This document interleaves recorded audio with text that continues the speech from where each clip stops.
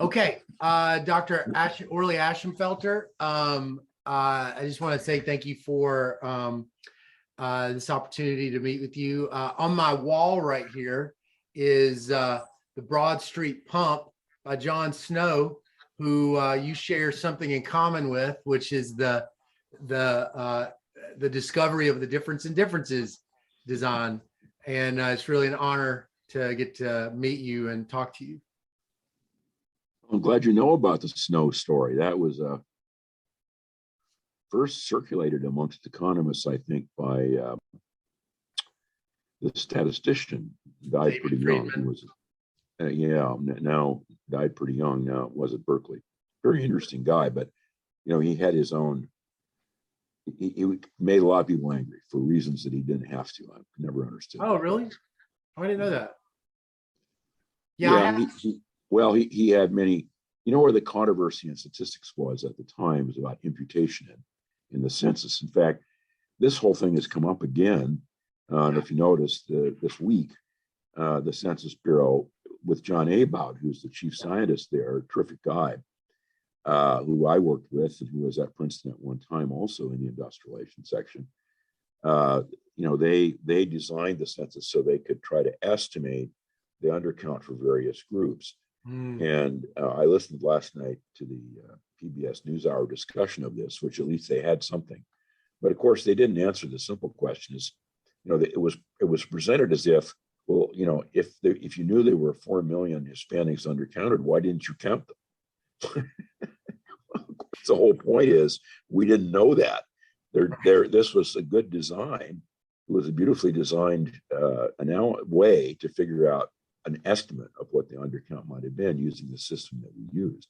Yeah. So they completely missed the point, unfortunately, which is sad because I'm afraid as a comment more broadly on the role of economics and statistics, and that's what he was concerned about is imputation and things like that. That's where statisticians get controversial.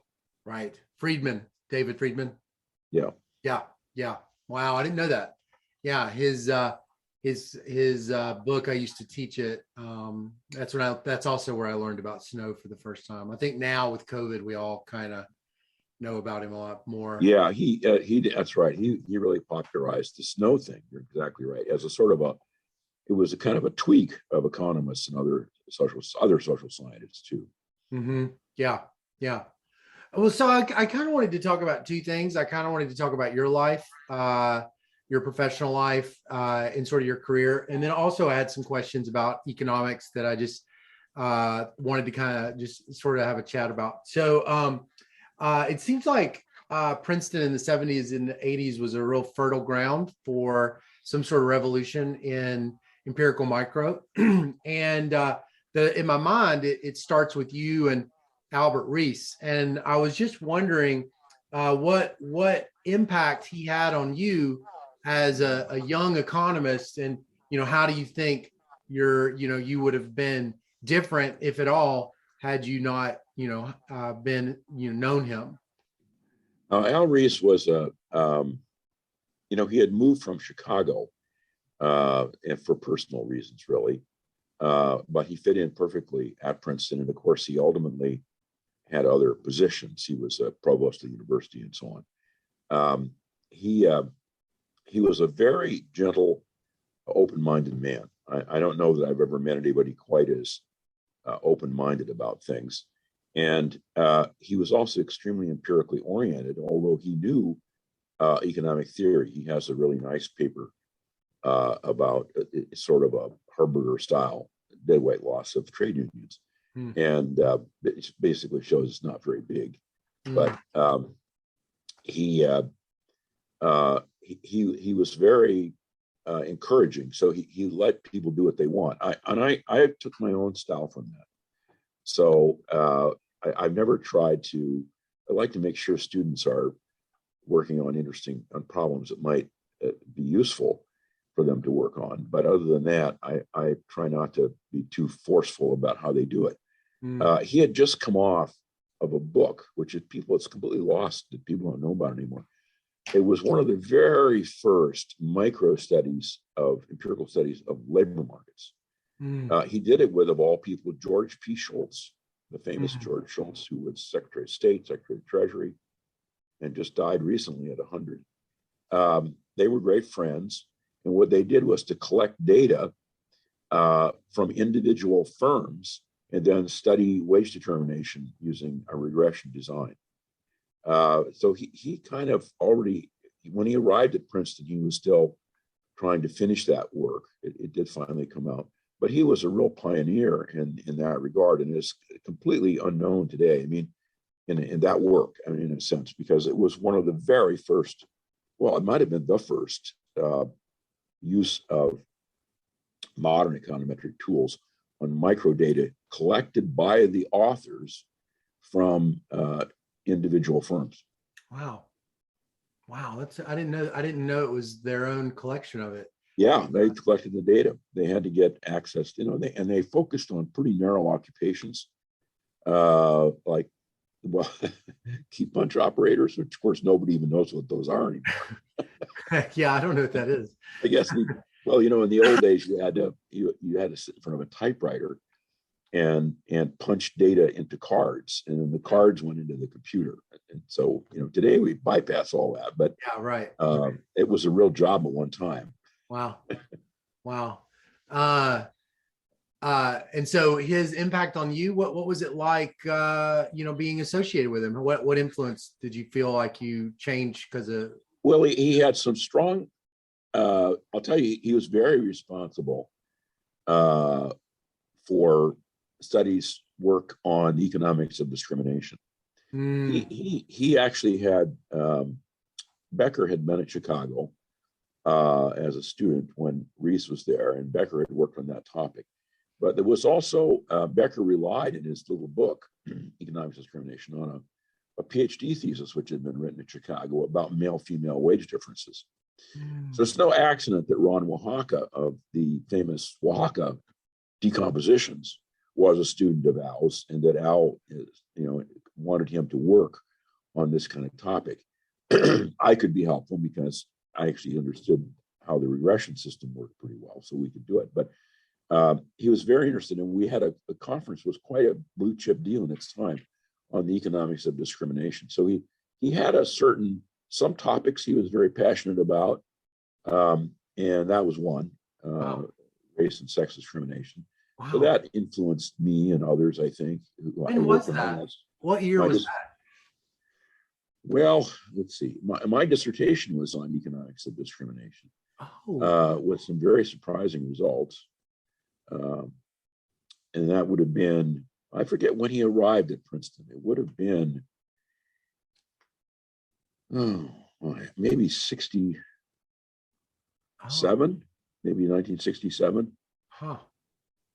Yeah, he was quite, but he had his, he also had his sights set on he ended up, he went to work at the Council on Wage and Price Stability, which was kind of an amusing thing to do with Gerald Ford, and then ended up as provost at Princeton, and of course, finally as president of the Mellon Foundation. I think he kind of felt, he's not the only one, he kind of felt that the way that the technical requirements in economics, technical skills, that he had been trained in the 40s, 30s and 40s, and I think he felt that the technical things that were being done were kind of moving too fast for him. Oh, really? Wow. What's the technical stuff? The neoclassical modeling?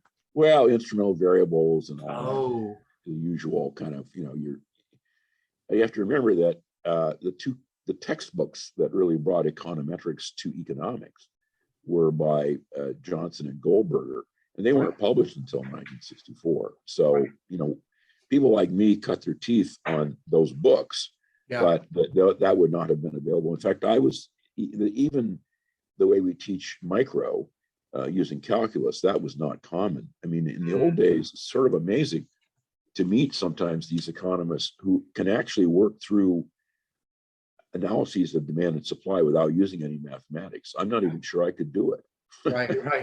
Right. Yeah. That's interesting.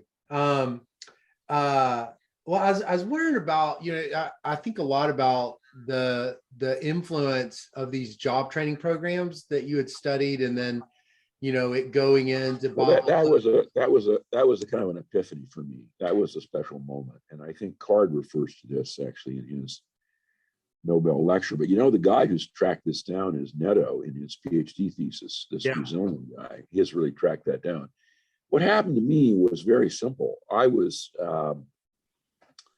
just gotten tenure at Princeton, and George Shultz had been Secretary of Labor. Most people don't know this, in the first Nixon administration, and he brought in, without a doubt, the finest people ever to serve in the positions in that department. Arnold Weber, who subsequently became president of Northwestern, was in the Manpower Administration, as they called it then. The Solicitor General had been at the Red Cross. I mean, it was a fantastic group of people, and including Michael Moscow, who was my boss, it turned out, ended up as president of Chicago Fed. Anyway, there was a guy named Farber, not Hank Farber, I think his name was David Farber, who had really cracked, I think, the code, in the sense that people wanted to evaluate the effect of training programs, but how do you get data to do that? What he had done is actually, he had, like as if he were in school, each trainee was linked by their social security number.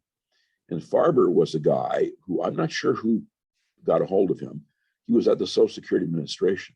And he knew how, this is the same technique, by the way, that Angrist used when he studied the Vietnam draft. So this guy Farber had managed to figure out how to get the data from on Social Security records for trainees. So, and had to add the continuous work history sample as well for a potential control group. So I was presented with the option to go to Washington. I had to be a bureaucrat there. I was director of something called the Office of Evaluation. But what really attracted me was the fact that this guy had really produced data that no one had ever seen in any environment anywhere before. It's a complete new thing, right? So we actually had longitudinal data on individuals. We could see exactly what happened to them, and also we had potentially a control group from the continuous work history sample. So I went there with an undergraduate who subsequently got a PhD at MIT, and we did the first early work on training programs. There are two papers that came out of that are quite important that most people are not aware of. One is the 1978 paper that you mentioned in RE Stat, Review of Economic Statistics. By the way, that was turned down by a lot of other journals. At least the American Economic Review, I remember, which I subsequently edited and certainly would have accepted if I'd been the editor. That paper, and then there was a second paper where preliminary results were shown, which is really obscure. It's in the Proceedings of the Industrial Relations Research Association. And in that paper, I actually proposed using randomized trials. Yeah. And pointed out, there's a subsequent paper called The Case for Randomized Trials and Training Programs. But this was really the first time I think anybody had proposed that this was, we had the data collection system. We just didn't have the randomization you need.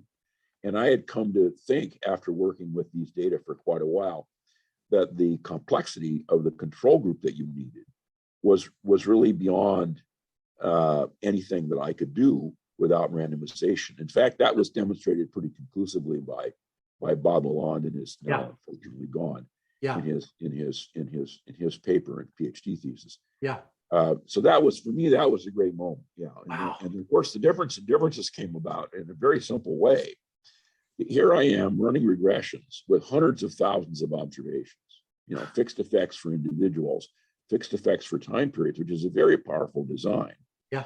And I'm trying to present this to other people in the labor department and around the government. And you walk in and say the word regression analysis, and people's eyes glazed over. So I realized after the first time I presented this work that you can't use that word.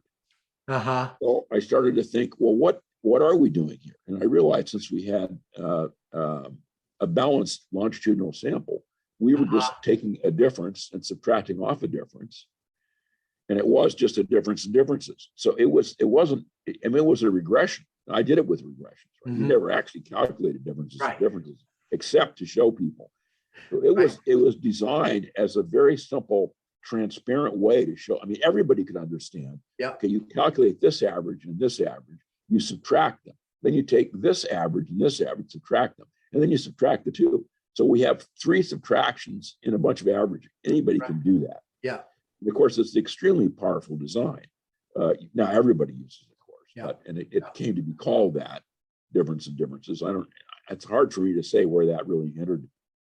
I mean, Card remembers the time that I first started saying that, and I guess it was probably when I came back from the government. We were still trying to get people to understand. It's another thing to remember is that the idea of having micro data with person effects and year effects, that was pretty demanding.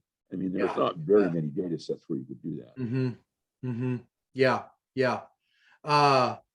When did you start to wrap your head around this parallel trends assumption that's become so central in the Diff and Div? Yes. Well, let me just explain how that comes about. If you look at the 78 paper, it's not real. The parallel trends is kind of a silly way to put it. I don't know. I think I forgot who came up with that phrase, but here's what we did. Okay. I had several years of data prior to each trainee's entering the training program. Okay, so let's say you enter the program in 1964. I have data on you in 63, 62, 61, 60. Okay. Now, if the simple difference in differences works, then it should be the case. If I take now let's say the after period is 1965. Let's just say that. Okay. We're going to leave 64 out because you're in training. So I take the difference between your pay in 65 and 63 for the trainee group, and I take the difference in pay at 65 and 63 in the continuous work history sample, and I take that difference, okay? And I get an estimate of the training effect. Now, let's do it again. If that training effect is estimated accurately without a specification bias, then I should be able to take 65 minus 62 and do that for the trainee group. And that should give me the same answer. Okay. Suppose it doesn't give me the same answer. Then I know there's something wrong with the difference of differences program. So what I did actually it was clear in the data I had at that time, it was quite clear that if you use the difference between 63 and 65, because there was a big dip from 62 to 63, you'd get a quite different answer from if you took from 62 to 65. And it did stabilize in that data I had then, it stabilized. So if you took, instead of taking 63, you took 62, 61, or 60, basically you got the same effect. So it seemed more likely that the assumption that the difference was stationary and that there wasn't. So the point here, Heckman actually pointed this out first, is that in the longitudinal data, you can imagine that selection takes place on permanent effects. Okay, if selection takes place on permanent effects, that makes life very simple because then you can use the difference 63 to 65. But let's suppose that it takes place on overall effects. So I'm going to select on people's incomes. It's got a permanent component and a transitory component. Okay. If the transitory component is serially uncorrelated, okay, then if you just ignore the period 63, go to 62, okay, that assumption about earnings means that it will be that all the differences from 62 to 65, 61, 65, so it will all be the same. All right. The key is there's two things. One is, and this is all laid out, by the way, in subsequently, Card and I did a paper. I've forgotten when that is, in the 80s, I think. That's all laid out. So basically, the selection divides. There's two things going on. There's the selection, and then because you're using longitudinal data and you're using a person to control it for themselves, there's also this question of what the earning structure is. In other words, can the earning structure be described as just a permanent effect and a transitory effect, which is serially uncorrelated, or is it a permanent effect plus a transitory effect, which is serially correlated, but only one, with the order 1 with the serial correlation, order 2, or so those two things, in order to use that method, you really need to be able to say, to identify both those things. Uh-huh. That's extremely demanding. And so I thought, well, randomization makes some sense. And in fact, the Labor Department did sponsor a randomized training program. I mean, a randomized program for studying the effects of trainees. Subsequently, I was not involved in that. But in fact, Heckman was involved in it. He got interested in it too.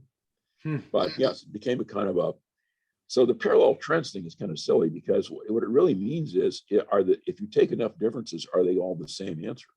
Mm-hmm. It's really what you're after. Yeah. And it should be linked to what you think is the selection program, as well as the underlying. So that's not the way people do it very much, but that's what we originally did. I see. Maybe I made that too complicated, but if you look at the two papers, you'll see those two papers together more or less explain this in great detail. Yeah. That's so interesting that you were championing physical randomization decades before this randomization explosion happened. What was that controversial, or was it just? Well, who favored the I had good experience with Art Goldberger. So the problem, when you're in the government, and this, by the way, is no different from what you face now in clinical trials. The first problem you had, and I had an answer for this, was there are two. So typically, the objections came from the people who operate the programs, the first objection was, well, we know training is great. We can't deny someone access to training. Right. Okay. Now, the fact of the matter is, we didn't have enough money to give everybody training who wanted it. Oh. So I said, well, okay, I understand that. That's fine. So when we select, what fairer way is to select than to do it randomly? So actually, that's in the paper. I put that in the paper. That old paper says exactly that. Right. The other objection, which Goldberger had really handled, was, well, let's suppose that we think some people in the people that want to be trained are more likely to benefit from it than others. Mm-hmm. I said, well, look, as long as we select on ex ante factors, we don't have to have the same number of people. And we could create for the control group and the treatment group groups that, based on some objective characteristic you can give me. Now, it can't be a non-objective characteristic, which of course a lot of times they want to say, well, I know who's going to benefit from this program, even though I can't explain to you why. No, that's not, you can't do that. You have to be able to explain why. You can explain why. Then what we can do is set up these groups, and we can have different fractions of people go into the training program in them. So if you have say group 1, highly beneficial, we'll put 90% of them in the training program. As long as we have a control group, we can still look at it.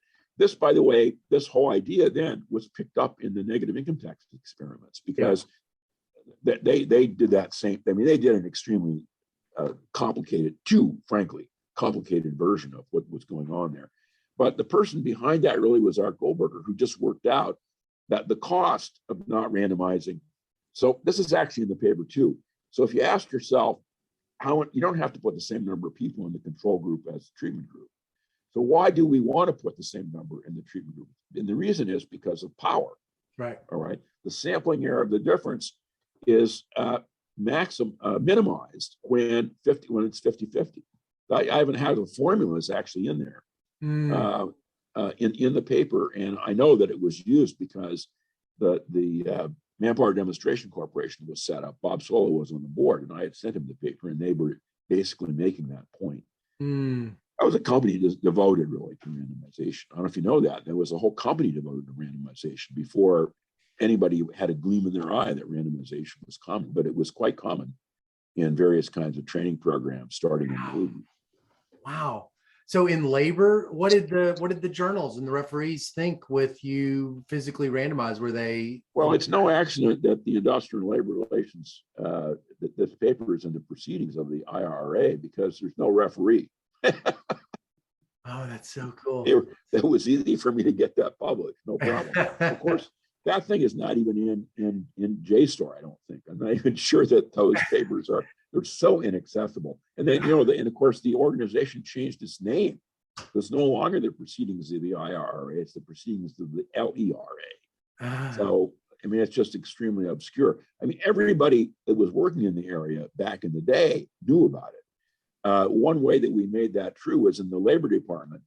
This is a very funny story, by the way, which I'm perfectly happy to tell you and have others know about. But very wonderful people were brought into the Labor Department. I mean, George Johnson, Ernie Stromberg, a lot of great people that were Dan Hammerman. All these people were in the Labor Department at one time or another as a result of this thrust that had really been created in part by the people that George Shultz had brought in. Anyway, I wanted to have a working paper series that we could use to circulate around the government. So we called them technical analysis papers, right? That technical right away means no one's going to pay attention. So someone would ask me, I'd go give a talk, and they'd say, why are you? Okay, I'd say today, George Johnson came up with it. He was such a joker. I said, today I want to be talking about tap number 3. And they'd say, tap number 3? Yeah. I said, in the Labor Department, we actually know how many taps we have, unlike the Justice Department. It was a Nixon administration, and they were doing wiretaps and nobody knew about it. So I would say, unlike the Justice Department and the Labor Department, we act. Now imagine that was in the government. I said, yeah, right. Nobody objected. It was perfectly okay. A lot of the people in the government at that time were really extraordinary people. They had come in during the 30s when federal government jobs you could pick out the very best people. Mm-hmm. Most people don't know this, but even people like Samuelson and Friedman worked for the federal government in the Second World War. Yeah. He was actually a statistician originally. Yeah, I remember reading that. When in my brain, Princeton as a department, the Industrial Relations and Labor Group in the 70s and 80s was just this, this ground zero for a real, revolution that changed all empirical micro, arguably. And there's this quote that I remember. I'm not going to get it right, but a journalist went up to Dizzy Gillespie and said, why did you set out to create bebop? And Gillespie said, I didn't set out to create anything. I was just making music. And so I was kind of curious, was it ever the case in Princeton in the 70s or 80s where you sort of felt like we're sort of a different department and we're doing different things that you could feel was important? Well, it wasn't. No, I think Dizzy Gillespie nailed it. Yeah. I think we're doing what we thought we should do. It is true. The thing about Princeton is a lot of people don't know. The industrial relations section actually spanned more than one department. It dates back to the 1920s. Mm. It predates the department. The Department of Economics at Princeton was not created until 1960. Oh, it was originally a Department of Economics and Sociology. And the university at that point decided there should be a separate department. Mm. I mean, Princeton still has, for example, we don't have a Department of French. We have a Department of Romance Languages. And it has in it not just French speakers, but people from, it's been split up a little bit now, but I think the French and Italians are in the same department. They call themselves that, French, even if they're not from Italy or France. So there was the industrial relations section had been well financed, had been endowed, and it was going really before the department. And it created a kind of a umbrella with very good financing. I mean, we brought in money from the government too, but it created a financial umbrella so that people were able to really do what they wanted. It's still true, by the way, and not have to be too concerned about where the money comes from. if you want to collect data or do something. So it's not an accident that a lot of people were willing and able to start collecting data who were connected with it, because we didn't have to worry about where we were going to get the money from. We had a place to get it from. Alan Kruger, in fact, started our survey research center. Yeah, we have a survey research center that still survives, and he started it. It does a lot more than just labor economics, of course, many other things. And of course, there are a lot of data collection enterprises. So yeah, with Dizzy Gillespie had it right. But the historical setup was also, we were physically separate. We were in the Firestone Library. Right. So it was like a laboratory set apart. And the number of good students who came out of there is simply phenomenal. Yeah. I mentioned Bob Lalonde, but there were many others, John DiNardo, Janet Curry, Ron Oaxaca. It was my first PhD student, really. These were all very distinguished people. Josh Angrist, of course, came along. I knew him from when he was an undergraduate. Yeah. So there were lots of people who came in there, and really financing was not an issue. The problem is you had to work, right? And it's not enough just because you have data. There's a lot more involved. So it was a very hotbedded place. But let's also remember, we were picking low-lying fruit in a way. I mean, I still remember people publishing papers where they used instrumental variables and didn't tell you what the instruments were. Oh, wow. Quite common. Wow. Yeah. Somehow it was like magic. The good old days.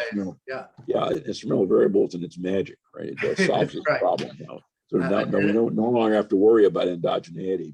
Because, so there was low-lying fruit. The standards in the everybody in labor economics, an example I often give is when Card and Kruger did their paper on the minimum wage. It's the thing about that paper that's so valuable is the fact that it was so well designed, right? I mean, they went in the field before the actual law had been changed. But remember, it's just fast food chains, not including McDonald's in New Jersey. It doesn't cover very many people. And yet it had this influence, I think, because of the design. Yeah. And but most labor economists, not others, but most labor economists, when the results came out, well, we can't find a very big effect, that didn't surprise anybody. Oh, really? That was not surprising? No, because most of the work that had been done before that was so poor. Oh. It was so poor that everybody knew that nobody had any. In fact, one of the reasons that Card and I had done an earlier paper was kind of a similar design. The paper has never been published. It exists. It's out there. We did one where what we did was to take, I think it was from the national, I forget which longitudinal data set, but from one of them. And what we did is we took people who were in the year before the federal minimum wage increased, were below the minimum, and then had data on them after that to see whether or not there was any effect. We couldn't find any effect in that. It's an old paper long before.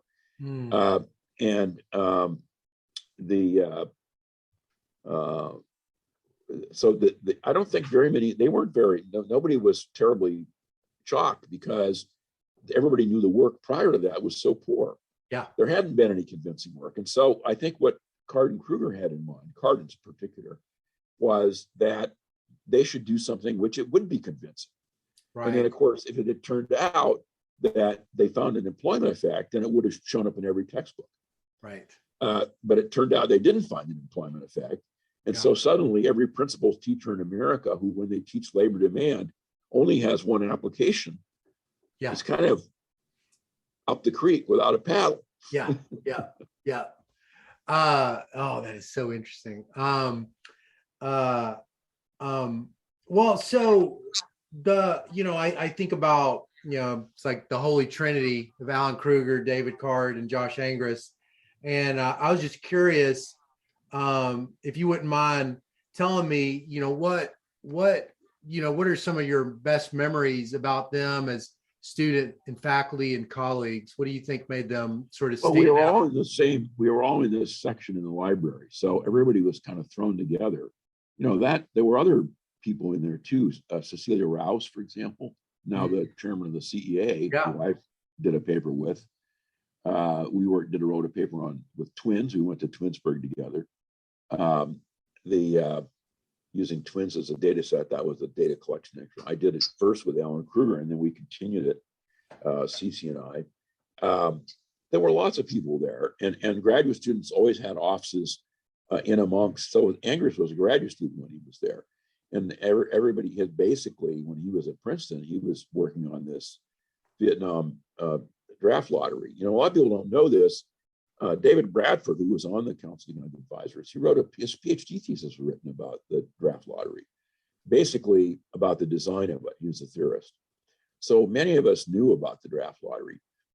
So there were lots of examples. We used to have, Mike Ransom was there. He was a graduate student there too. Mike Ransom was at BYU, just retired. We used to have, for example, we had a little red light. I never forget this.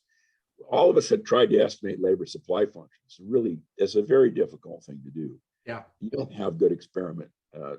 Most data sets that you get don't generate a good experiment for you. Right. In any event, I'll tell you a funny story. We had a little red light, and there was a sign, and there was a room in which you went in to do work on your. Back in those days, you weren't using laptops. None of that work was done on laptops. There were no laptops. Right. So we would go into we had a little kind of a computer room, which had keyboards, and you could sit down and crunch some numbers. And that room had a glass entryway, and we had this red light, and there was a sign on it that said, you're supposed to turn this light on when you're estimating labor supply functions. And then the sign said, warning, when the red light is lit, dangerous estimation is going on of labor supply functions.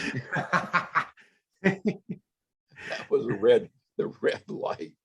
Or Angrist, I remember he the first people to use this draft lottery design were here in San Francisco at UCSF.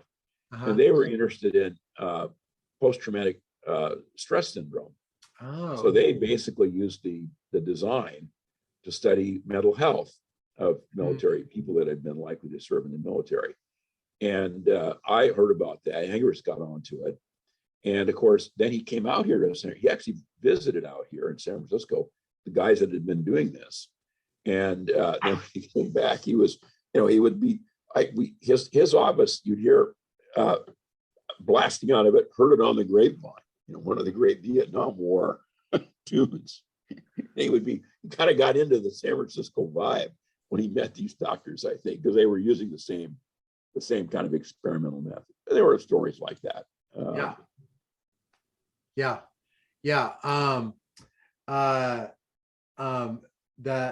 So I was also going to ask you a little bit about your AER editorship. What do you think? How do you feel that you're being editor at the AER? How do you feel like it changed, sort of made this new type of econometrics more streamlined, standardized, acceptable to economists as a whole? Would you say that's true, or would you say? Well, it's interesting. I mean, I don't know if you know how the AER, when I took it over, had just an incredible burden of papers. And one editor they could never possibly even try to read all the papers that they were going to try to publish. So what I did was to organize this co-editing system. Oh. So it never happened until then. Oh, wow. The co-editing system was, and we designed it as a freestanding. So I wanted very good people to do it. So I had my friend John Taylor. I wanted him to handle the macro. I've forgotten. I maybe asked John Riley. I wanted him to handle the theory, and I wanted Bob Haveman to handle the public finance. These are names that are still people that are around, but they're not very active anymore.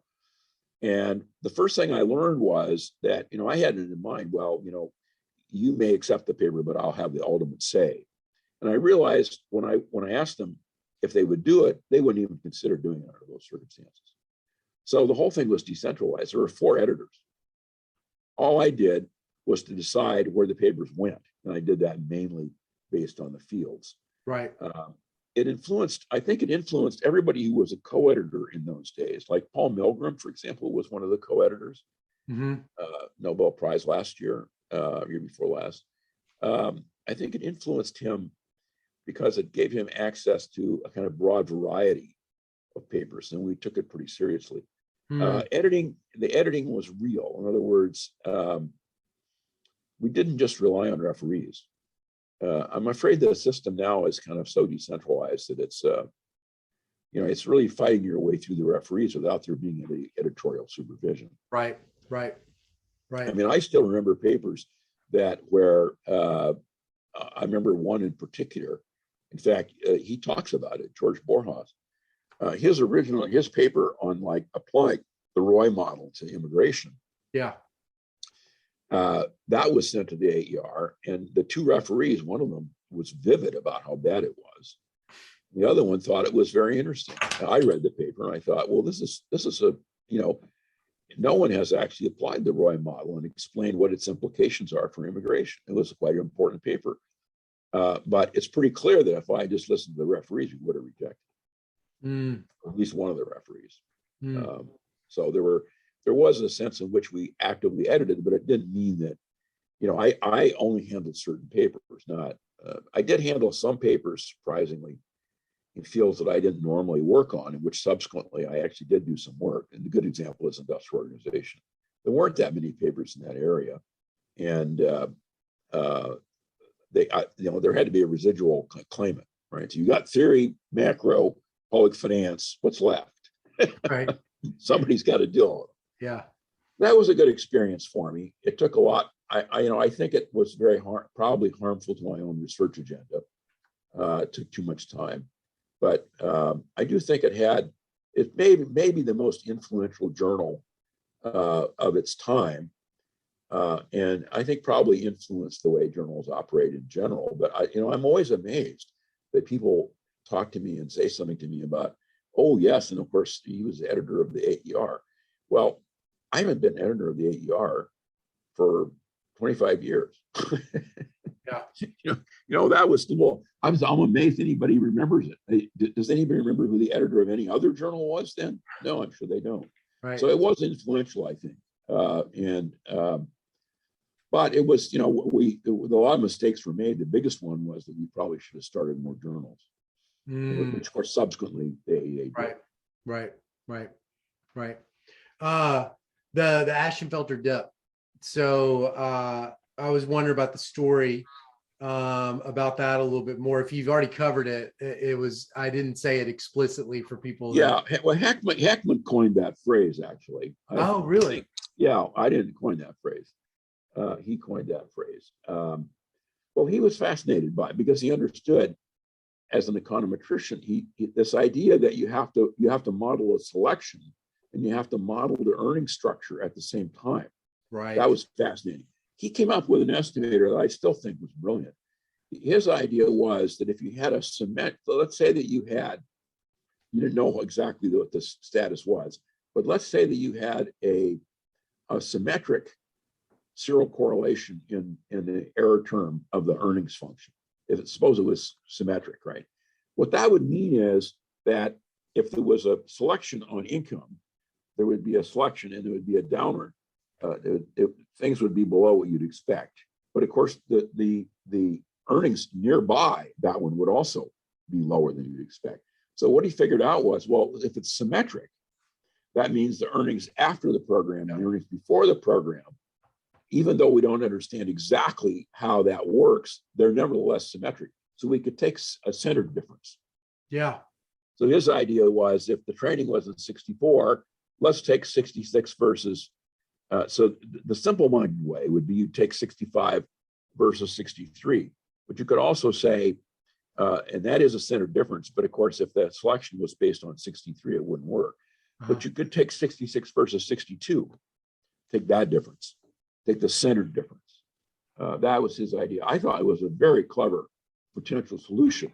Unfortunately, the correlation was so complicated that it didn't really work very well, because that also has a specification test. So the so-called trends deal, that's really I guess you understand that when I explained that the base level for the difference should be the same no matter which base level. The difference should be the same regardless of the base level you take. That's basically a specification test of the difference in differences model. And so this was another way to try to do it. But you get a test, because if you have enough longitudinal data, if the symmetric differences are not the same, then it also means there's something wrong with the structure that you're designing. The specification test was failed. Yeah. That's really the parallel trends thing. Is really just I think it's another way to call it a specification test, but it's not really about trends. It doesn't have to be trends. Right. Well, this is the last question I have. What do you think of as your most important work versus what you regard as your favorite work, if they're different, of your career? Well, my favorite paper is, it's in a way it was very important, but it's not, nobody knows about it. My favorite paper, I still think it was, for me, it was a paper I loved doing, and I was so surprised and happy about it. It was in my dissertation, actually. It was the effect of trade unions on racial income differences. And up to that time, trade unions often got a rap, especially from the New York Times, which had very strong trade unions. The printing presses were run by a trade union, International Typesetters. And that paper, I had microdata for the first time that actually, so up until about 1967, you could not identify in microdata whether someone belonged to a union. There had been a huge fight up to that time about how many union members there were. In other words, unions wanted to claim there were a lot of members. People who didn't like unions wanted to claim there weren't very many members, and so on. They had a fight about this. The long old story. And the way that the fraction of union membership was judged was, well, the unions collect dues. That's one way to do it. And the other way was the unions tell you how many members they have, which led to a higher number, it turned out. Well, in 1967, the Office of Economic Opportunity, arranged to have the question asked on the CPS, do you belong to a union? So it was the first time anybody could actually do a very simple thing. Just count. Yeah. How many Black people belong to unions and how many white people belong to unions? It's just count. We're not going to do anything complicated here. All we're going to do is ask, what's the fraction of Black workers unionized? What's the fraction of white workers unionized? Is it the case, as many in the media say, that there are no Black workers in unions, and that's why they're being hammered? This is counting. That was a breakthrough. That was talk about low-lying fruit. This is about as low as it gets. Yeah. And of course, the answer was that Black workers were as likely to be members of trade unions as white workers, which automatically, was like basically shut down a whole line of research. So what happened was I wrote the paper, and then I measured the union wage effect for Black workers and for white workers. And if anything, the union wage effect for Black workers is higher than it was for white workers. No surprise in a way, because unions tend to reduce wage differences, income in it. They reduce wage inequality, right? So if you're in a union, you're probably the wage inequality has been reduced, and then the Black guys typically being in the lower skilled jobs, it reduced inequality for them. So what I found was the union wage effect was positive, not negative. And then of course, the way it was done, the rigor of the way I could actually do the analysis was so substantial that it shut down all future research. Wow. And you never published? That's a literature that exists, and then it stops. Wow. So nobody knows a thing about the paper. Killed the literature, and then it doesn't get cited anymore. It was in the Journal of Political Economy. I was very proud of it because I'd sent a copy of it to Greg Lewis, the wonderful labor economist that influenced everybody that did empirical work. He's an incredibly important influence, and he thought it was brilliant, and he actually suggested it to the editor of the JPE. So I had one referee, and he said, "This is great." Bang, that was it. Wow. So it was but it killed the literature. And I always loved that paper. I thought it was a surprise. It was a shock, and the surprise started with the fact that I discounted something. Right.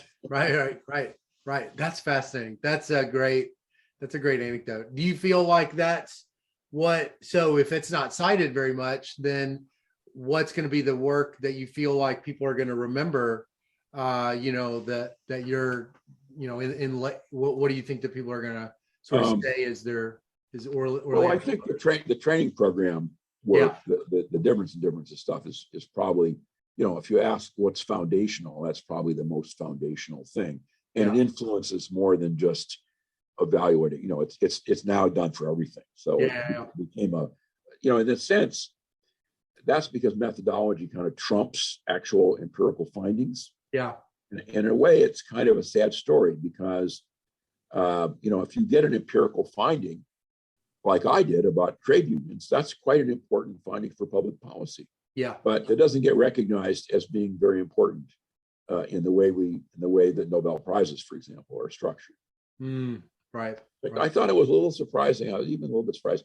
I mean, the way the citation goes for Angrist and Imbens and Card, it leans toward trying to claim there's a methodological advance. Yeah. Rather than any actual empirical advance. Right. But in my mind, I would say that's not really, I thought the Nobel Prize was well-deserved, but mainly because the guys actually do substantive work. Yeah. They don't mainly do methods. In fact, I can't really think of any methods that Card invented. Right. Yeah. No, that's great. Well, I really appreciate this interview. I think it's just such a. What are you doing with all this stuff, Scott? Well, I am looking for the story of Princeton. I wrote a book on causal inference earlier last year, and just love history of thought, and taking over the history of thought class at my university, and just want to. That's great. History of thought. Yeah, I actually did a little work on trying to figure out how many places had it. I don't know if you ever read this. I wrote this review of Sylvia Nasser's book, which she had this second book, not the first book, but the second book. Oh, okay. Which was, I think, called The Great Breakthrough or something. I forget exactly. It's a history of thought book, really. Yeah. And she got a good advance for it, so that's fine. But it didn't sell anything.